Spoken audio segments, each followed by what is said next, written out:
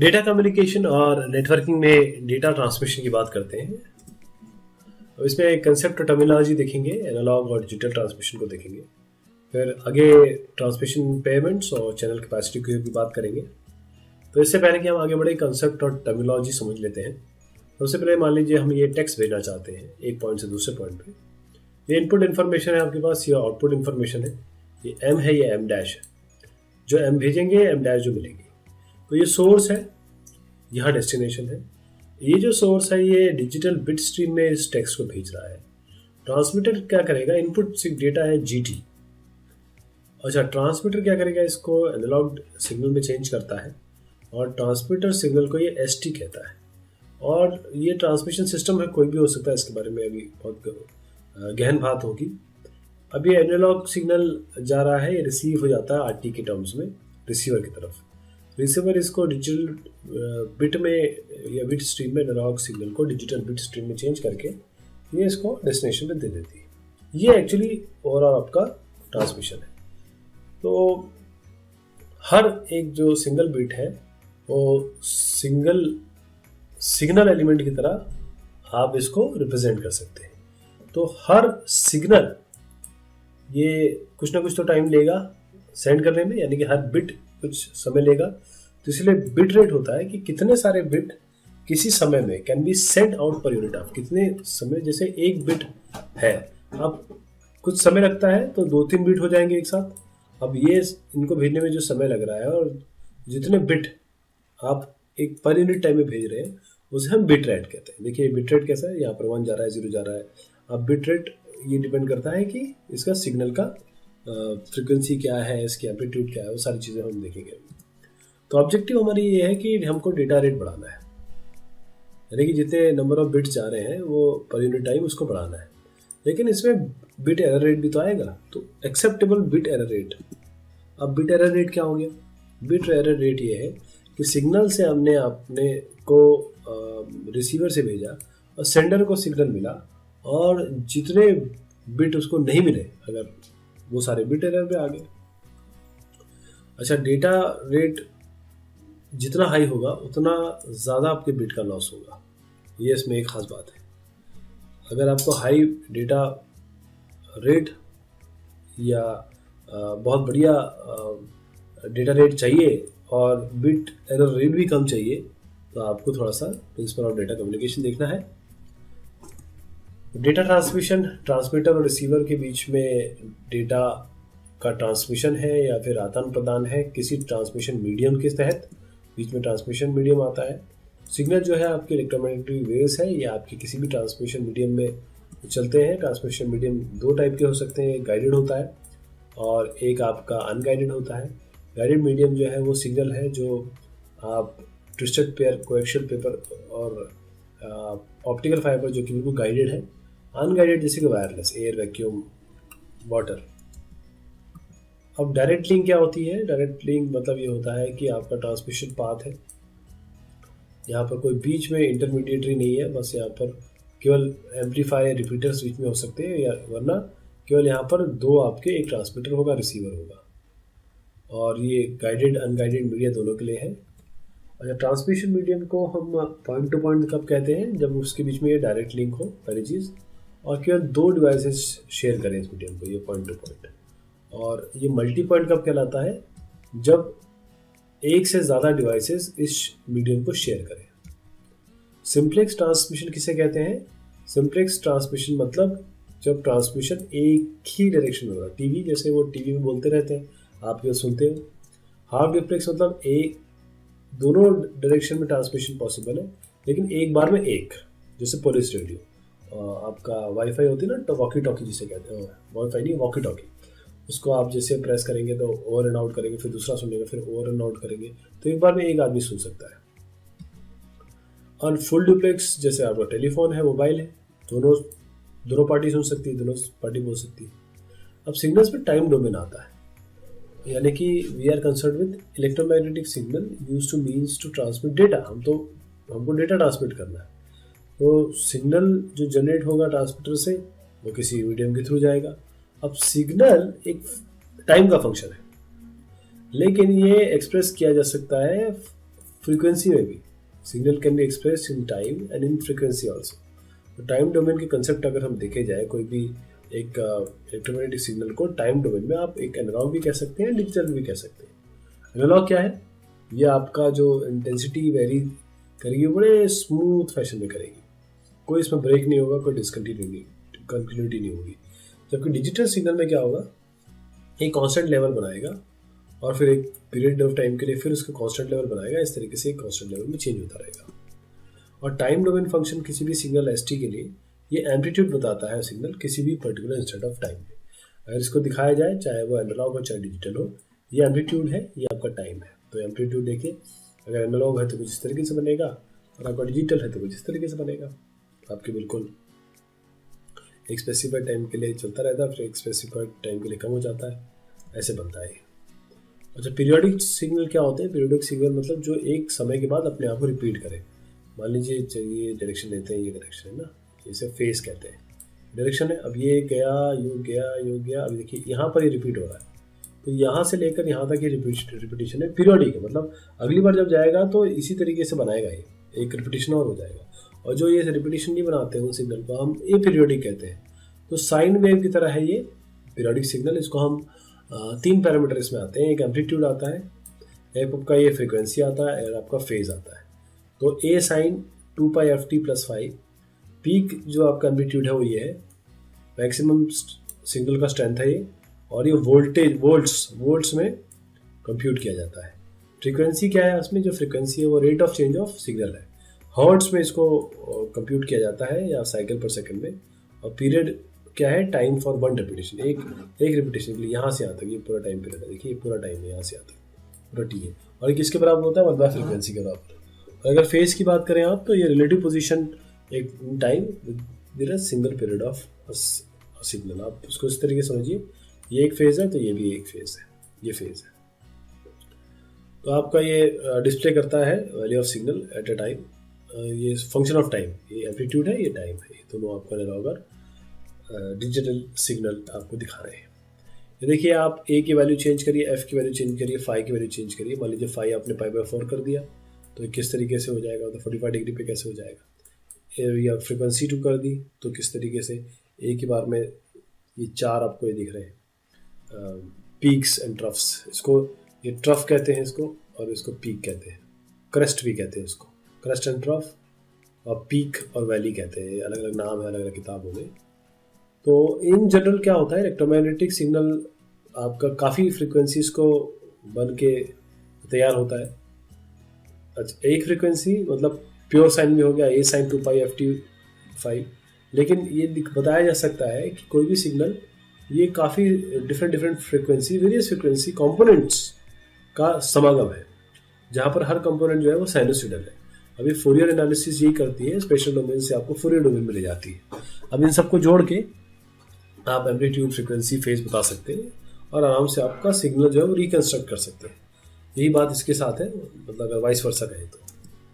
और frequency domain signal जैसे मैंने आपको बताया SF है, ये स्पेसिफाई करता है पीक एम्पलीट्यूड, जो कंस्टिट्यूएंट फ्रीक्वेंसी होगी ना जिनको मिला के आपने बनाया है, उसका पीक ये एम्पलीट्यूड बताता है। तो आप देखिएगा यहाँ पर आपकी एक फ्रीक्वेंसी ये है, एक फ्रीक्वेंसी ये है, दोनों को जोड़ दिया, ये पहला है दूसरा, देखिए जोड़ के क्या बना। ये सिग्नल है, 2 कंपोनेंट है इसमें, एक F और एक 3F। स्पेक्ट्रम और बैंडविड्थ की बात करेंगे। स्पेक्ट्रम क्या होता है?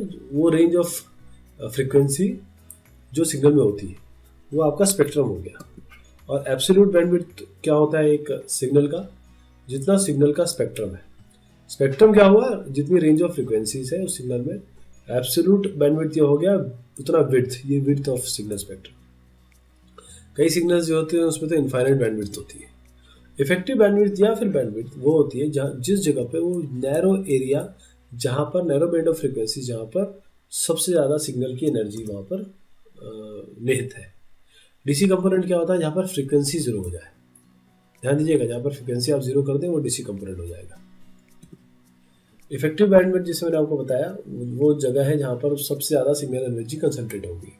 तो ये मोस्ट थोड़ा सा आर्बिट्रेरी है, लेकिन फिर भी कोई भी गिवन वेव फॉर्म अगर है उसमें आप ब्रॉड रेंज की फ्रिक्वेंसीज हो सकती है, और कोई भी ट्रांसमिशन सिस्टम एकोमोडेट करना चाहता है जो limited its able to accommodate only a limited band of frequencies, उसके पास एक लिमिटेड बैंड फ्रिक्वेंसी होता है।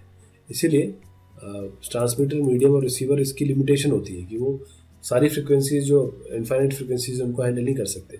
इसीलिए डेटा रेट जो होता है वो ट्रांसमिशन सिस्टम के आधार पे एक लिमिट हो जाता है।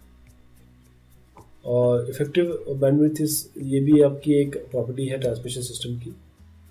if the effective bandwidth of input signal is larger than the bandwidth of the transmission system, the output signal will be distorted or loud। इसका कहने का मतलब ये है कि जो इफेक्टिव बैंडविड्थ है इनपुट सिग्नल का, अगर वो जो ट्रांसमिशन सिस्टम का बैंडविड्थ है, मतलब ट्रांसमिशन के सिस्टम का बैंडविड्थ तो ये है और इफेक्टिव बैंडविड्थ का सिस्टम ये है, तो कैसे काम चलेगा?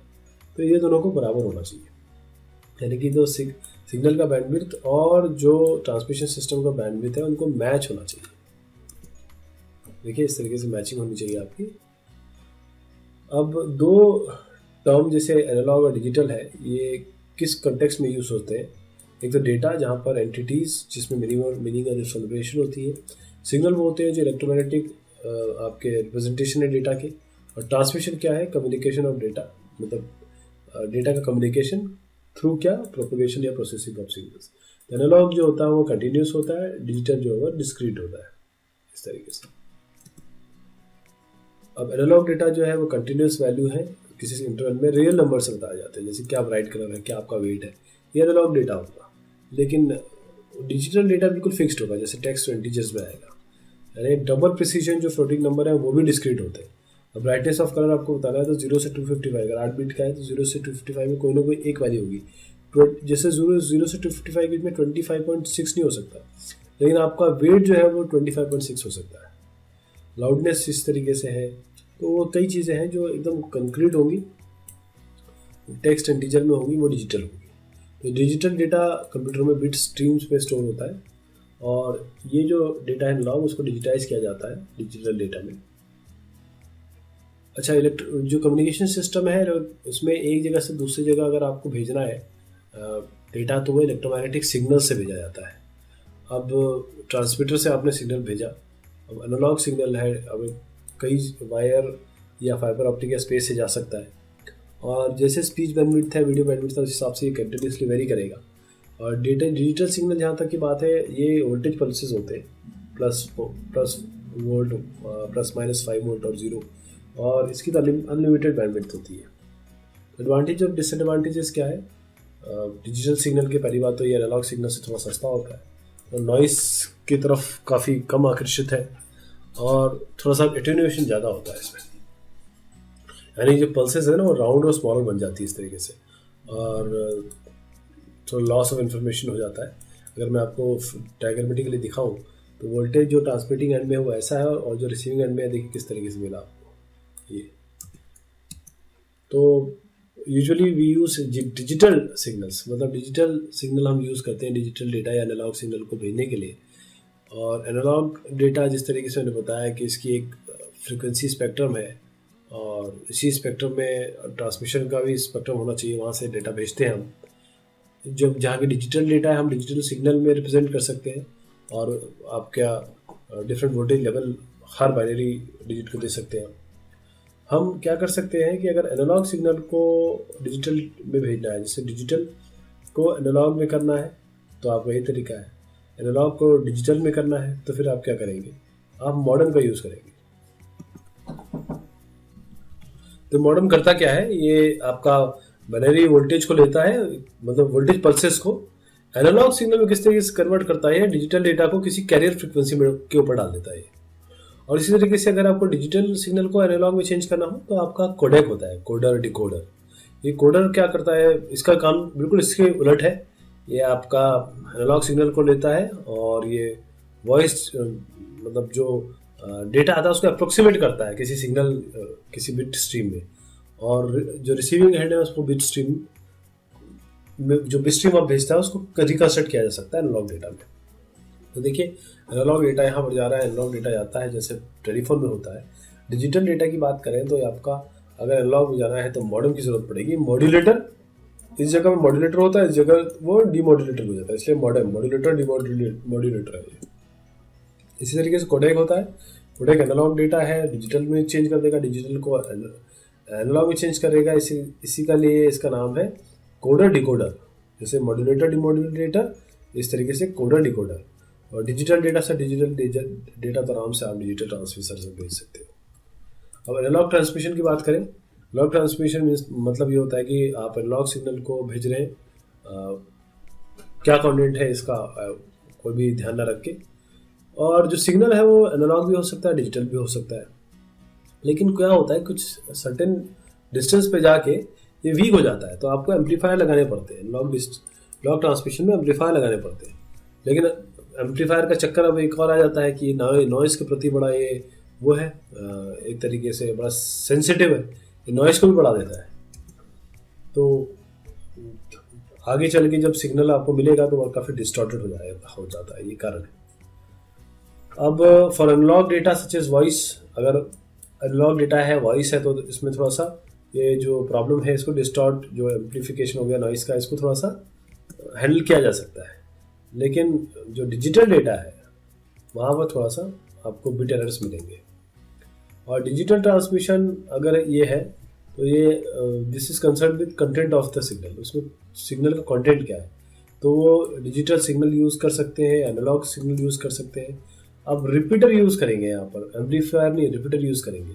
रिपीटर सिग्नल को लेगा, उसको वंस और जीरोस के पैटर्न को रिकवर करेगा, फिर रीजनरेट करेगा सिग्नल में और फिर ट्रांसमिट कर देगा सिग्नल को। और एम्पलीफायर ये कर नहीं सकते क्योंकि उनके लिए the signal has no meaning for 0 और 1, एम्पलीफिकेशन ये नहीं कर सकता। रिपीटर कर सकते हैं काम। तो एटेन्यूएशन इसमें ओवरकम हो जाता है। एटेन्यूएशन मतलब जो सिग्नल में खराबी होती है या कमी आती है, और नॉइस तो कम्युनिकेटिव होती थी नहीं है। तो अगर आप एडवांटेजेस ऑफ डिजिटल ट्रांसमिशन देखना चाहें तो digital technology, data integrity, capacity utilisation, security और प्राइवेसी और इंटीग्रेशन, ये सारी चीज़ें इसमें आपकी डिजिटल ट्रांसमिशन के एडवांटेज में काम करती है। तो ये बात हुई आपके डिजिटल ट्रांसमिशन की। अभी आगे भी और बहुत सारी चीज़ें बाकी हैं। धन्यवाद।